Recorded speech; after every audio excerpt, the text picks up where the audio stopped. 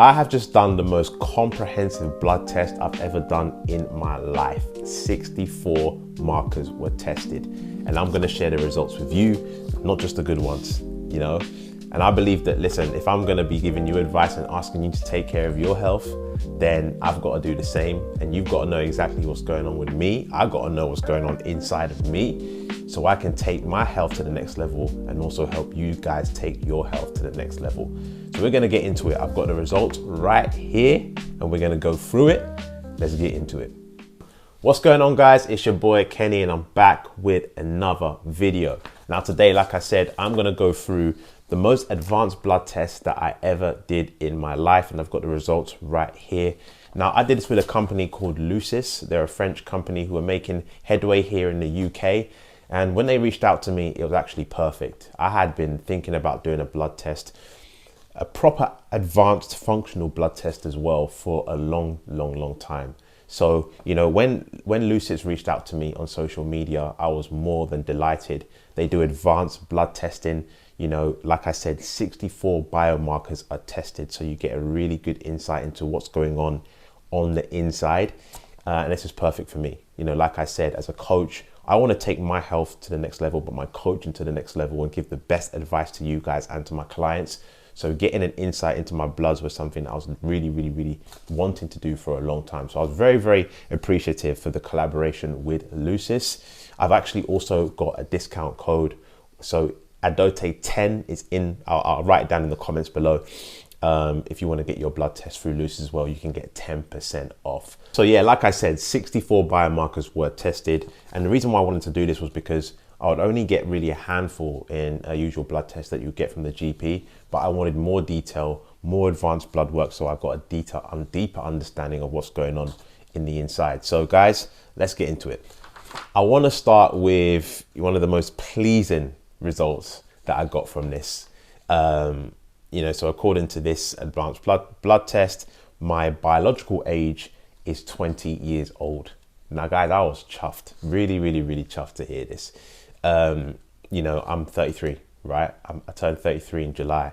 So to know that my body is functioning like a biological 20-year-old is really good to hear. And I guess also just lets me know that I'm doing the right thing.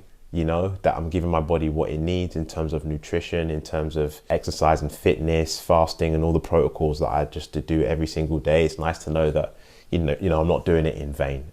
So that's really nice, really nice to hear that. So one of the reasons why this should be done, to know where your body is, to know how quickly your body's aging, what your actual age is as opposed to your chronological age, it tells you a lot. You know, it tells you a lot. And for some people, it could be a real humbler.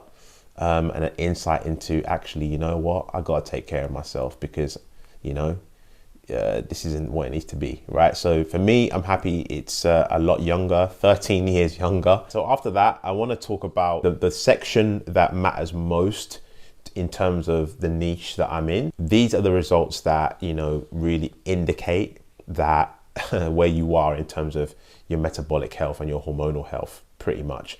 So these results I want to go through here, which, to be honest with you, I was very happy with. Again, first of all, insulin, right? I was in the optimal range for this. I believe, because I've got some information here, that, yeah, the optimal range for your insulin is measured in units per milliliter. It should be between 2 and 6. Mine was 3.3 and it came back as optimal, right? Which is amazing. Guys, you know, for me, this is a big one, because if you know my story, if you've seen my previous videos, I struggled with insulin resistance my whole life. So I directly understand what this means. And it just, again, really confirms to me that, like, I've been very deliberate, you know, in trying to reduce my insulin. I've never had it tested before, but just to know that it's optimal gives me reassurance that what I'm doing is correct, you know. Now, when insulin is very high, your cells are prone to be insulin resistant. When you're insulin resistant, it's impossible for you to burn fat. It also makes you prone to crashes, right? Because your blood sugars will go up and come down and you'll be crashing, having bloating, food noise and all that kind of stuff. High insulin also triggers your ovaries as a woman to produce male hormones, androgens, testosterone, which causes the whole PCOS, PMOS loop. It also fuels inflammation, and inflammation further fuels insulin resistance. So it's a whole mess. When insulin is high, your brain can't read leptin, which is the hormone that controls your body weight, right? So it causes a whole load of problems. So I was so happy the fact that this was optimal. The other thing that I was really happy with was my fasted blood sugar, okay? So we've got insulin, then we've got your fasting blood sugar. So I've got a few notes here, right? Elevated fasting blood sugar is one of the earliest signs of insulin resistance and pre-diabetes. Even if it hasn't crossed the clinical threshold for diabetes, a rise in fasting blood sugar tells you that your body is struggling to clear glucose significantly, okay? So this is something, if you've got PCOS, if you're suspecting pre-diabetes or being diagnosed, this is something that you really want to get under control. For me, this was optimal again, okay? This was optimal. It was 0.76. Yeah, I was really happy. Again, just confirms that the protocol that, and I think specifically as well, the sugar and the carbohydrate control, the portion control, the types of carbohydrates I eat, pairing my foods, making sure that I'm not having too much of it in my diet has really helped me out when it comes to this. So I was super happy. The next marker, which was interesting, was the HbA1c. Now this basically shows your average blood sugar levels over the past 2 to 3 months. So whereas the fasting blood sugar is kind of like a snapshot, this gives you a picture over the last 2 to 3 months. Now mine came back normal, right? I was just kind of above the optimal range, which means there is room to improve. So that makes me think, on a day-to-day basis and for a longer term, I need to just make sure that I'm sticking to my protocols. I know that I'm not always 100% when it comes to managing my blood sugar levels through my food and stuff like that. So it is something to look at and making sure that I just keep consistent over a long period of time. But yeah, mine came at 5.53. This is recorded in a percentage, guys. It should be in a range between 4.9% and 5.6%. So yeah, in the normal range, but room for improvement. Some more good results for me as well, guys, were my triglycerides. They're basically the measurement of fat in the blood. And I know that when that's paired with high amount of LDL, that's not good. That is a key inflammation marker right there. But for me, my triglycerides came back optimal. Super happy with that. It came back at 0.35. It's affected a lot by refined carbohydrates, sugar, alcohol, and excess calorie intake. They really raise your triglycerides. So again, the whole food eating, the fasting, the exercise, and the protocols, reducing the ultra processed foods has really helped me to be, in that optimal range, which is really good. AIP, plasma atherogenic index, all right? So this is calculated marker of your cardiovascular risk. A negative value like mine indicates very low cardiovascular risk. Mine came back at 0.49. So again, really happy that that was optimal. Okay, so let's talk about the whole cholesterol and cardiovascular markers, because it wasn't all rosy. There are in total about 7 markers that were out of range, and a few came in this category here. But there is context to it. Now, before I get into the context, I want to briefly talk about cholesterol, right? Low density lipoprotein, which is LDL, which is considered the bad cholesterol, and the good cholesterol, which is HDL, which is high density lipoprotein, right? So HDL is considered good because it carries excess cholesterol from the blood to the liver to be filtered out, by the body, right? But the LDL gets a bad rep, right? Gets a bad rep, right? But that's actually kind of like an oversimplified conclusion, right? LDL is kind of like always at the crime scene. They are present wherever there's damage in the body. But the reason they are there is because they are the repairers and the builders. They are there to mop up and repair damage, right? They're also very critical because they deliver cholesterol to the brain, which is really important if you know about that, because the brain needs cholesterol. I just wanted to kind of like give you that kind of background right there. Now, having said that, my LDL cholesterol was out of range. It was high. So it should be between 100 and 116. So mine came at 124. Now remember, I did also say that LDL cholesterol is dangerous when it's paired with a high triglyceride count. Now remember, my triglyceride count was very low, right? So that is a positive sign. There's also more to it as well, right? And I've got some notes here. Elevated LDL is flagged as a cardiovascular risk factor, but context matters enormously. Kenny's LDL is elevated on the standard scale, however, his triglycerides are very low, right? His HDL is reasonable and his triglyceride to HDL ratio is exceptional. So this pattern is more consistent with large buoyant LDL, which are lower risk, than the smaller dense LDLs, which are higher risk, okay? But then it does say this should be monitored and discussed with the doctor, but should be understood in the full context of the lipid panel, right? So there we go. Out of optimal range for me, but important to read alongside the full picture. But it's definitely something worth looking at for sure. Some more insight on LDL, right? So what affects it is saturated fat intake. To be fair, my saturated fat intake isn't too high. What do I think of anyway? Processed foods, refined carbohydrates, genetics, and weight all affect LDL.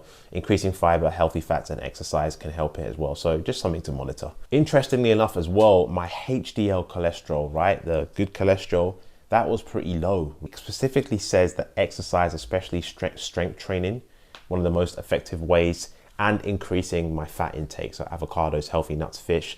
I must say, I don't have as much avocados as I used to, and fish.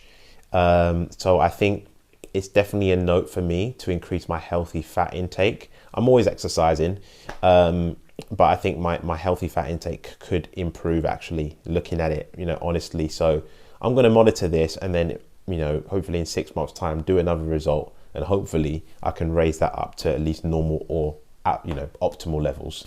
I want to go through a couple of others that were out. So like I said, a total of 7 markers were out of the range that it should be.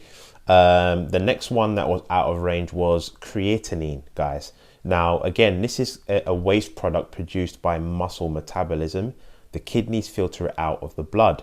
Higher creatinine can indicate reduced kidney filtration, but in muscular individuals, it can also simply reflect higher muscle mass. Now, mine came out of range. It does say here it's out of range, but certainly, almost certainly explained by Kenny's higher muscle mass from training, should be interpreted alongside EGFR, which is your estimated glomerular filtration rate, which was normal.